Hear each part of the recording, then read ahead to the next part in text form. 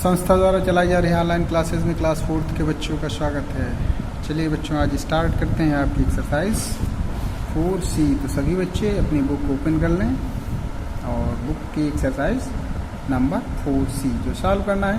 तो यहाँ आप पहला क्वेश्चन देख रहे हो। फर्स्ट क्वेश्चन इज दैट आपको मल्टीप्लाई करना है। क्या करना है? मल्टीप्लाई करना है। तो फर्स्ट क्वेश्चन में IJKL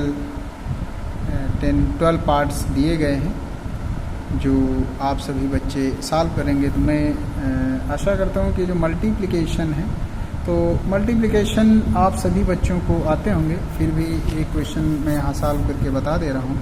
एक्सरसाइज 4C की बात हो रही है। क्वेश्चन नंबर 1 की बात हो रही है। यहाँ पर लिखा हुआ है मल्टीप्लाई। तो मल्टीप्लाई ये पार्ट आपका है 6283 इंटू 181 तो यहाँ आप क्या देख रहे हो कि 6283 को 181 से मल्टीप्लाई करना है। तो देखते हैं कैसे किया जाएगा।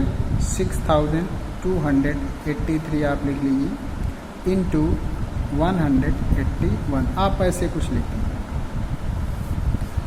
फिर 1 से फर्स्ट टाइम हम 1 से मल्टीप्लाई करेंगे। तो 1 3 जा 3 हुआ, 1 8 जा 8 हुआ, 1 2 जा 2 हुआ और 1 6 जा 6। ऐसे ही एक क्रॉस अब 8 से करेंगे। 8 3 जा 24। कैरी कितना आ गया? 2।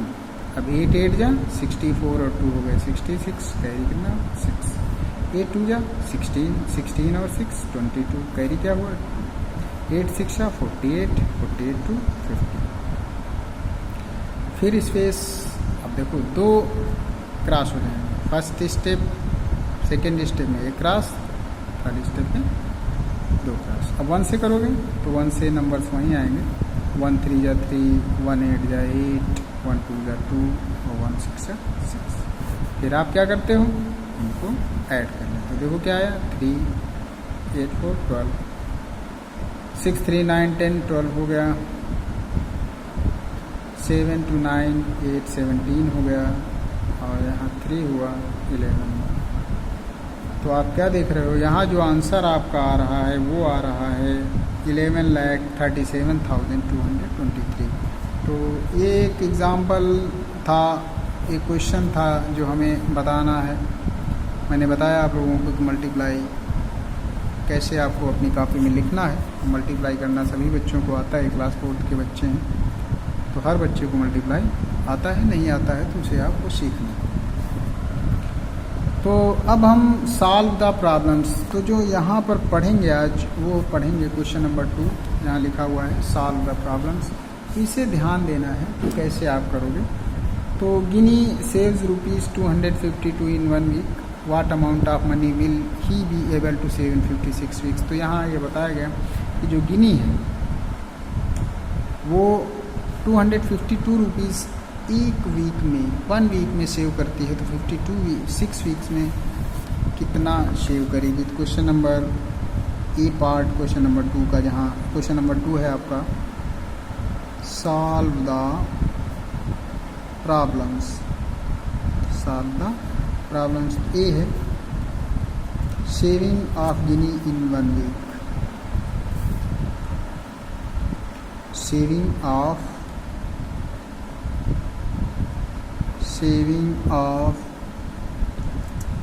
गिनी इन 1 वीक कितना है? 252। कितना दिया गया? 252। ध्यान देना। अब सेविंग ऑफ गिनी इन, देखो कितने वीक का पूछा जा रहा है? 56 वीक। तो आप क्या करोगे? 252 को मल्टीप्लाई कर दोगे किससे? 56। तो आपको आपका आंसर मिल जाएगा। आपको आपका आंसर मिल जाएगा। करना क्या है? 252 को 56 से मल्टीप्लाई कर देंगे। चलिए नेक्स्ट क्वेश्चन पढ़ते हैं। बी पार्ट देखते हैं क्या है। दिया गया है a truck is loaded with 200 2590 bricks. How many bricks will 285 such trucks? The number of bricks in one truck. ऐसे लिख सकते हो, number of bricks in one truck. एक ट्रक में कितनी ब्रिक्स हैं? 2590. अब नंबर ऑफ ब्रिक्स इन कितने ट्रक की बात कर रहा हूँ? 285 ट्रक्स. क्या करोगे? 2590 को मल्टीप्लाई कर दोगे 285 से, तो आपको आपका आंसर मिल जाएगा. नेक्स्ट सी पार्ट देखते हैं क्या लिखा हुआ है. लिखा हुआ है 285 students when in educational tour, if each student 450, तो टोटल मनी कलेक्टेड. तो यहाँ स्टेटमेंट आप डाल दो, टोटल मनी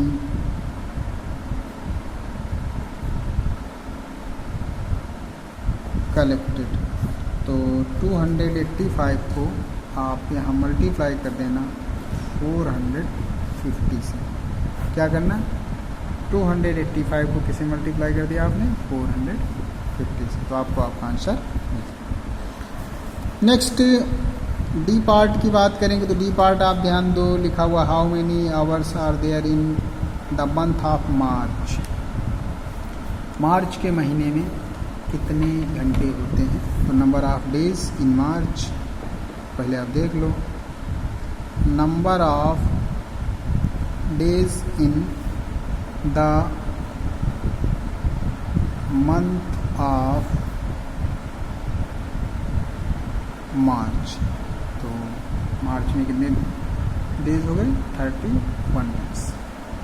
तो अब यहाँ देखो, 1 day is equal to 1 day is equal 24 hours. तो 31 days is equal to 24 into 31. तो यहाँ पर आप 24 को 31 से मल्टीप्लाई कर दोगे तो ये पता चल जाएगा कि मार्च के महीने में कितने घंटे होते हैं. तो चलिए नेक्स्ट क्वेश्चन की तरफ चलिए. नेक्स्ट क्वेश्चन आपका बताया जा रहा है, Shreyansh has 415 10 rupees notes, how much money does he have. तो ध्यान देना जरा, यहाँ लिखा हुआ है Shreyansh has 415 10 rupees notes, how much money did he. तो 415 10 रुपीज़ नोट्स हैं. तो ई पार्ट है money with Shreyansh,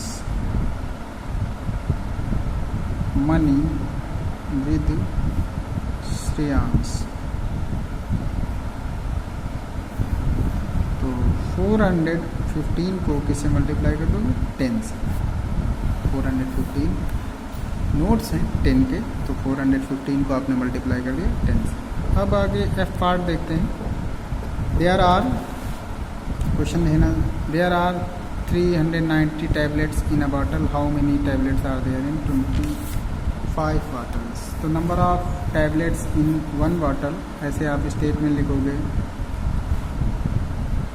number of tablet in 1 bottle is equal to कितना है?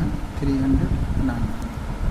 ऐसे चलिए, number of tablet in 25 bottles. तो क्या हो जाएगा? 390 को आपने मल्टीप्लाई किया किससे? 25 से. तो आपको आपका आंसर. जी की पार्ट, जी बात करेंगे, पार्ट जी है.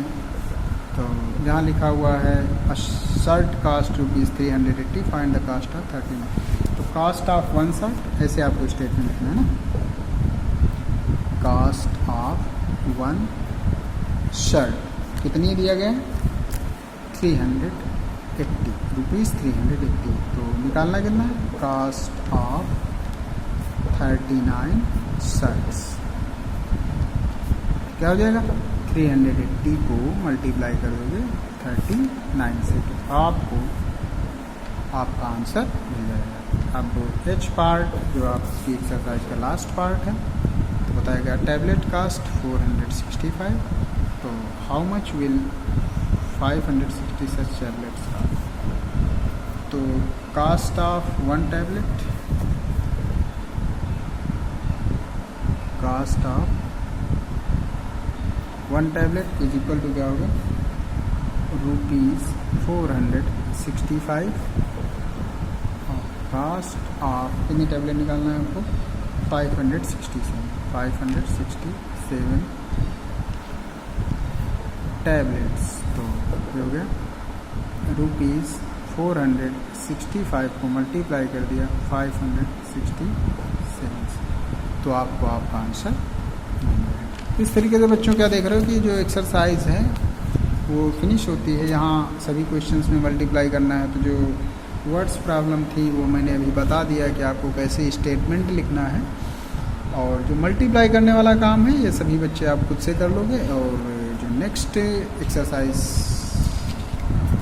आपकी होगी 4D वो आपको नेक्स्ट वीडियो में बताई जाएगी। Thank you.